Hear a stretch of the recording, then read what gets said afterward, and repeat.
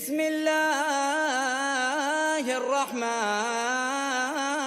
الرحيم الحمد لله الصلاة والسلام على رسول الله أما بعد. அல்லாஹு ஜல்ல ஷானுகு தஆலா சூரத்துன் நிசா வசனம் 64 மற்றும் 65 சொல்கிறான், وما أرسلنا من رسول إلا ليطاع بإذن الله ولو أنهم ظلموا أنفسهم جاءوك فاستغفروا الله واستغفر لهم الرسول لوجدوا الله توابا رحيما. அல்லாஹ்வின் அனுமதியோடு மக்கள் பின்பற்ற வேண்டும் என்பதற்காகவே தவிர எந்த நபிமார்களையும் நாம் அனுப்பவில்லை. மக்கள் தவறிழைத்து தங்களுக்கு தாங்களே அநீதம் செய்து கொண்ட போதிலும் அல்லாஹ்விடத்தில் அவர்கள் மன்னிப்பு கோரினால், நபியாகிய நீங்களும் அவர்களுக்காக வேண்டி அல்லாஹ்விடத்திலே மன்றாடினால் அல்லாஹ்வை அவர்கள் மன்னிக்க கூடியவனாகவும் இரக்கமுள்ளவனாகவுமே பெற்றுக்கொள்வார்கள்.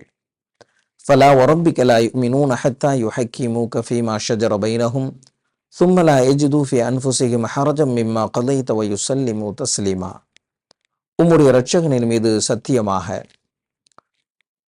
அவர்களுக்கு மத்தியில் ஏதாவது சர்ச்சை ஏற்பட்டு அந்த சர்ச்சையின் விஷயத்தில் நீங்கள் ஏதாவது தீர்ப்பு வழங்கினால் அந்த தீர்ப்பை எந்த அதிருப்தியும் இல்லாமல் அவர்கள் ஏற்றுக்கொள்ளும் வரை அவர்கள் உண்மையான விசுவாசியாக ஆகவே முடியாது என்பதாக அல்லாஹ் சொல்கிறான்.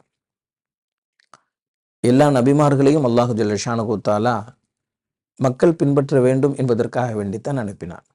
அதனால எந்த நபியையும் யாரும் நிராகரிக்கவே முடியாது, அவர்களை பின்பற்ற வேண்டும் என்பதாக அல்லாஹ் சொல்கிறான். இரண்டாவதாக ஒரு செய்தி அல்லாஹ் சொல்றான், தவறு செய்தாலும் சரி அல்லாஹ்விடத்திலே மன்னிப்பு கோரினால் அல்லாஹ் மன்னிக்க கூடியவனாக இருக்கிறான்.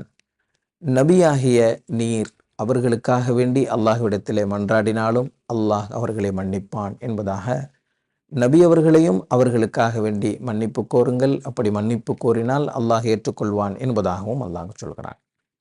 அடுத்த வசனத்தில் ஒரு விஷயத்தை அல்லாஹ் சொல்கிறான், மக்களுக்கு மத்தியில் ஏதாவது சர்ச்சை ஏற்பட்டு நபி ஸல்லல்லாஹு அலைஹி வஸல்லம் அவங்களுக்கு மத்தியில் ஏதாச்சும் தீர்ப்பு வழங்கினா அந்த தீர்ப்பு விஷயத்தில் எந்த அதிருப்தியும் இல்லாமல் அதை முழு மனதோடு ஏற்றுக்கொண்டால்தான் அவர்கள் முஃமின்களாக ஆக முடியும். ஆக உண்மையான விசுவாசியாக ஆகுவதற்குண்டான ஒரு அளவுகோலை அல்லாஹ் இந்த வசனத்தின் வாயிலாக சொல்கிறான்.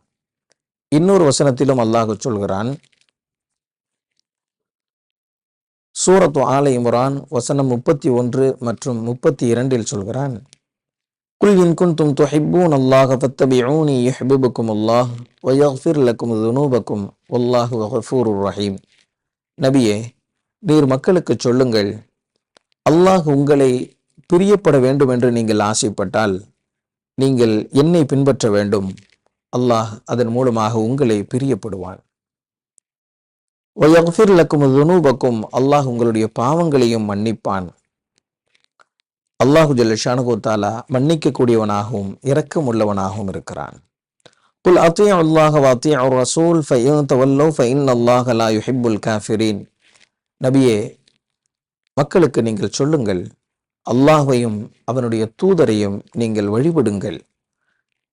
நீங்கள் அவர்களை மறுத்தால் அல்லாஹு ஜல்ல ஷானுகு தஆலா மறுக்கக்கூடியவர்களை நிராகரிக்கக்கூடியவர்களை விரும்புவதில்லை என்பதாக சொல்லுங்கள். இந்த வசனத்திலும் அல்லாஹு ஜல்ல ஷானுகு தஆலா முழுமையான விசுவாசியாக ஆகுவதற்குண்டான ஒரு அளவுகோலை சொல்கிறான். ஃபத்தபிஊனி யுஹ்பிபுக்கும் அல்லாஹ், நீங்கள் என்னை பின்பற்றுங்கள், அல்லாஹ் உங்களை நேசிப்பான், உங்களை பாவங்களை மன்னிப்பான் என்பதாக முழுமையாக என்னை நீங்கள் பின்பற்ற வேண்டும் என்பதாக நபி அவர்கள் சொல்லுகிறார்கள். அதே போன்று அத்தீஉ அல்லாஹ வ அத்தீஉ ரசூல், அல்லாஹ்வையும் வழிபட வேண்டும், நபியையும் வழிபட வேண்டும். யார் வழிபடும் விஷயத்திலே நிராகரிக்கிறார்களோ அவர்களை அல்லாஹ் விரும்புவதில்லை என்பதாகவும் நபி அவர்கள் சொல்கிறார்கள். அஸ்ஸலாமு அலைக்கும் வரஹ்மத்துல்லாஹி வபரகாத்துஹு. ஸதகல்லாஹுல் அஸீம்.